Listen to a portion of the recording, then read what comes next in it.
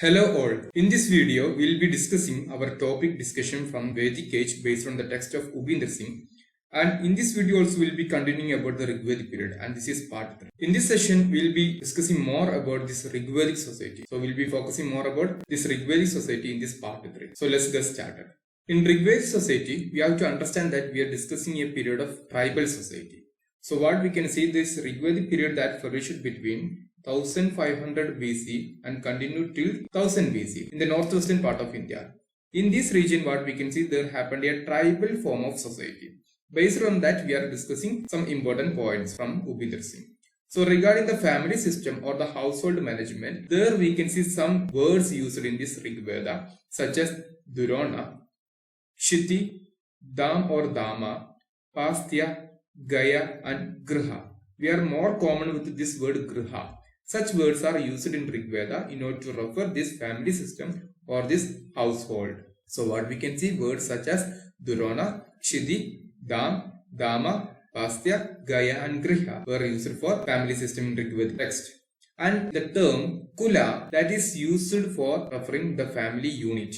We have already mentioned about the family system, that is the Kula system, in our previous lecture.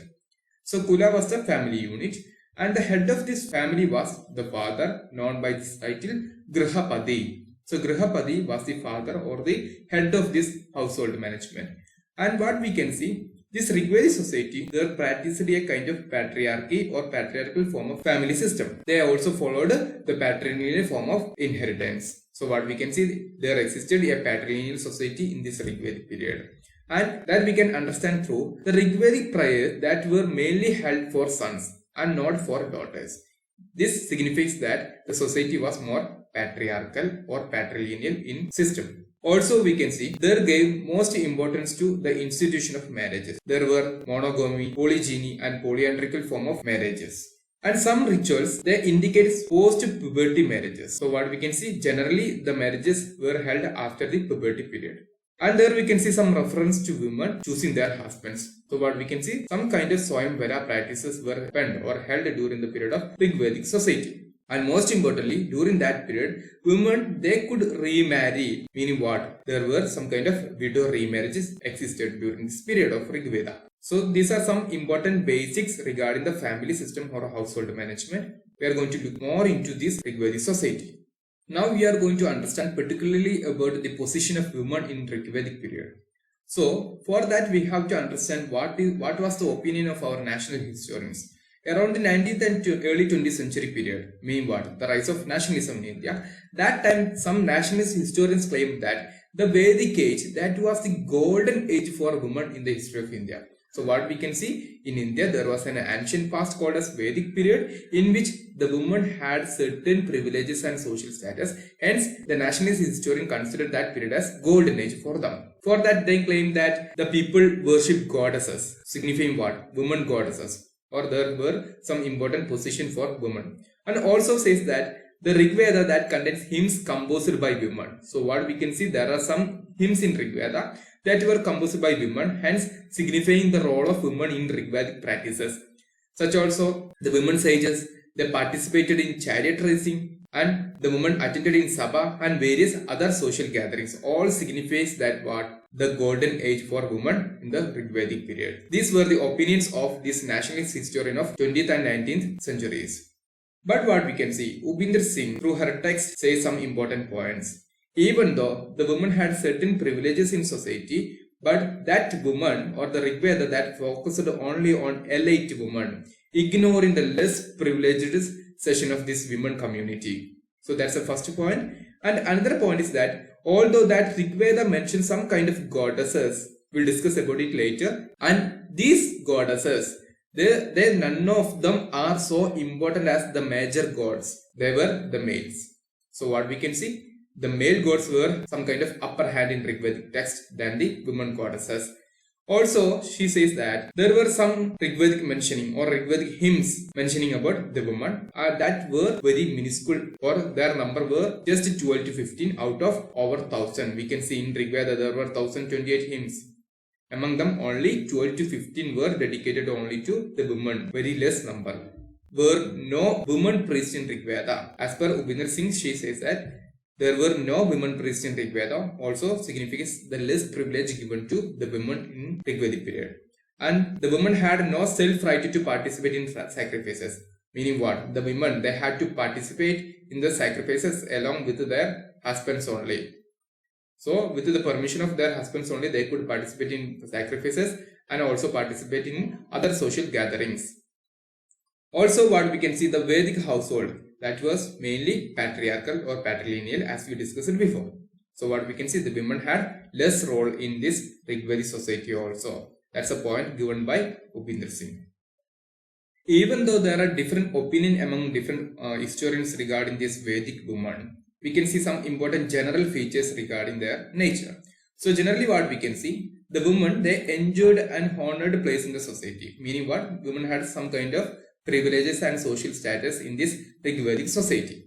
And there we can see some important features such as there were no existence of this Sparta system and the Sati practice. And the education of girls, meaning what? The women received some kind of education that was not neglected. We have some important personalities such as Vishwara, Apala and Kosha. And these women, they composed some mantras in Rigveda itself.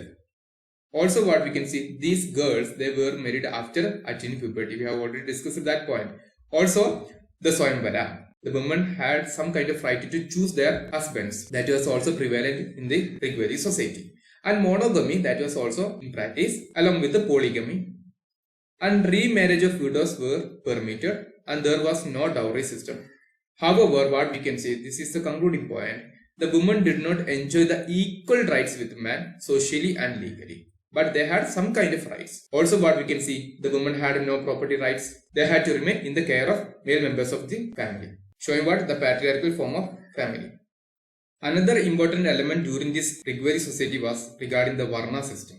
Basically what we can see in family books of Rigveda, that is 2 to 7, in which what we can see, the word Varna, that is used mainly to mention some kind of light or color.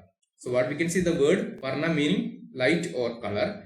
But what we can see, during this Rigvedic period, there were no such kind of Varna classification. And we can see what, when the Aryans came to India, there were basically, they divided into 3 social classes, not caste. Here we are mentioning 3 social classes such as the Vaidya class, the priest community and the common people. Generally this was the social condition or the social classification than social castification.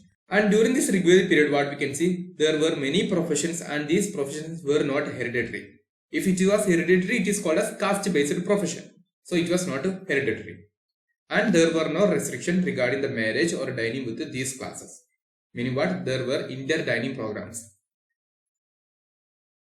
And it is only when the Aryans came into contact with the non-Aryans, there began to start some kind of class differentiation, such as the Dasa and Dasyus. However, what we can see is the early Aryans or the Rigvedic Aryans, they divided the society only into 2 parts. One is the Dija people and the one is Advija people. Dija meaning what? The choice born. Advija meaning those who are not choice born. Only such kind of class distinction was there in the Rigvedic period. But what we can see during the later Vedic period, after 1000 BC in the eastern part of India, we can see the 4-fold division or the Chaturvarna system is going to develop only in the later period of Rigveda or the later Vedic period. Next is Rigvedic education. So what we can see during the period of Rigvedic society or the early Vedic period, the education was received high importance in the society, especially the Upanayana ceremony. That means the initiation of the studies of a child. So what we can see, a student is going to be born, that is called as Upanayana ceremony. But that practice was not popular, even though what we can see, education was received high importance in the society. And there were some kind of institutions called as Gurukulas.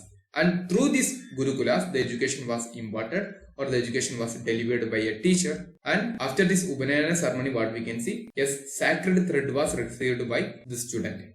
And the entire instruction that was given orally. And what we can see, the Aryan, they had no art of writing at this stage. And the Vedic education that aimed at proper development of mind and body. So the education was given mainly to develop mind and body. Also what we can see, there were subjects such as ethics, art of warfare, art of metal and concept of Brahma and philosophy. Along with that, the basic science such as science in agriculture, animal husbandry and handicrafts also taught by the teacher. So this is about the Rigvedic education. Also what we can see, the women received education. We will discuss about Vishwara, such kind of personalities. Okay, so this is about this education during Rigvedic period. So this is about this module, about this Rigvedic society. Now we can have a question. You can comment your answer in the comment section below. Question is, which of the following is not correct regarding the Rigvedic period? The people had practiced social distance based on Varna. The women received education. The women participated in political assemblies. The profession was not hereditary. Please comment your answers. So that's all for now. Thank you.